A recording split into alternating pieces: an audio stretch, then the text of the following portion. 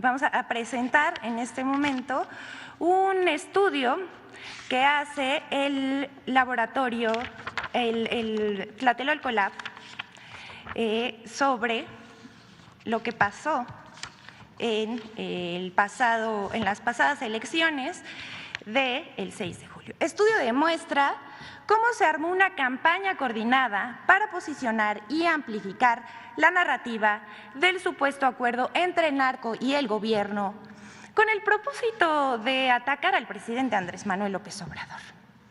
Debido a las elecciones recientes en 6 estados, un grupo de periodistas y políticos justificaron la derrota de la oposición en 4 de ellos con el cuento de que se debió a un acuerdo entre Morena y el narco. Pero fue una narrativa armada, sin pruebas.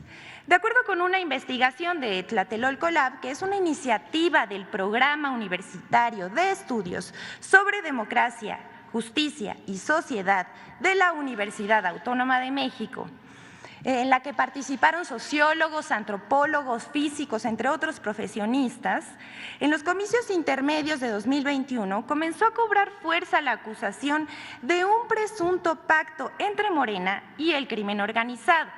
Ya para las elecciones del 5 de junio de 2022 en los estados de Aguascalientes, Durango, Quintana Roo, Tamaulipas, Hidalgo y Oaxaca, Tlatelolco Lab tiene identificado cómo la oposición posicionó hashtags para desplegar esa narrativa de un pacto con el crimen organizado.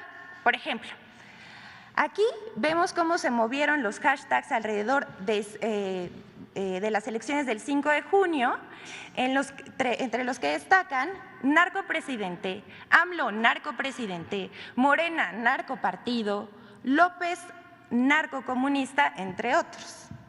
Asimismo, Tlatelolco Lab encontró que existieron en ese momento 3 grupos de hashtags, uno alrededor de Morena narcopartido, otro de narcopresidente y otro que vincula al narco con los estados donde hubo estas elecciones.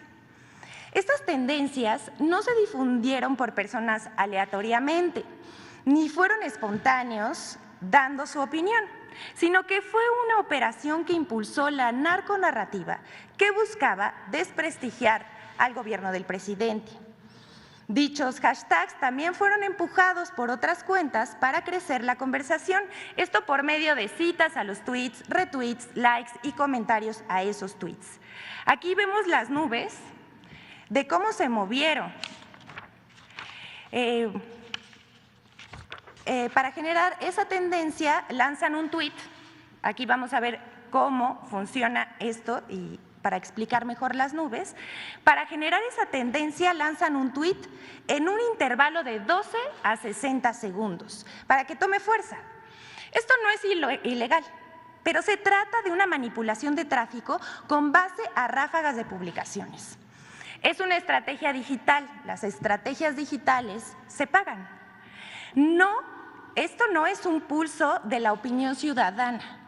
Pues lo que buscan estas cuentas con comportamientos anómalos es incrementar la visibilidad de aquellos hashtags que vinculan al presidente y a Morena con el crimen organizado. Aquí vemos la gráfica del comportamiento de cuentas que lanzan todos sus tweets en menos de un minuto, lo cual, como ya dijimos, es inusual. Tlatelolco Lab documenta el uso y articulación de ciertos grupos de hashtags por cuentas que se comportaron de manera anómala. Sugieren que hubo una campaña coordinada para posicionar y amplificar la narconarrativa que se intensificó en las pasadas elecciones. Pero eso no es todo. El estudio también muestra que medios de comunicación, periodistas, líderes de opinión, legisladores y otros personajes de la oposición que sirvieron como caja de resonancia con acusaciones directas al presidente de colaborar con el narcotráfico. Todo esto sin pruebas, solamente con un simple dicho.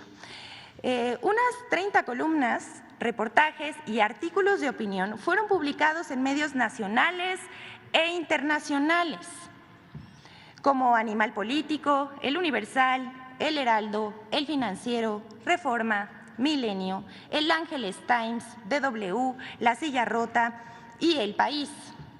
Medios de comunicación que publicaron a personajes como Carlos Loret de Mola, Lili Téllez, Héctor de Mauleón, Raimundo Riva Palacio, Ricardo Alemán, Carlos Alasraqui, Porfirio Muñoz Ledo, Jesús Ortega, entre otros, quienes posicionaron como tesis principal que el presidente López Obrador gobierna con un narcoestado, fortalecido por el lema de abrazos no balazos, que hay pactos y que por eso sus visitas a Badiraguato, como si el presidente no hubiese visitado todos los municipios del país, y uno de los estados que más ha visitado es Oaxaca.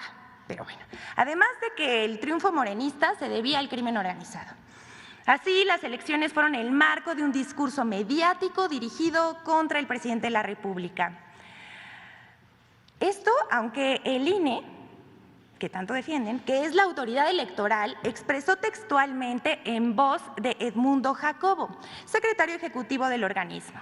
Dijo textualmente: no tenemos ningún indicio de que los grupos delictivos estén incidiendo en las organizaciones de estos comicios en estas 6 entidades.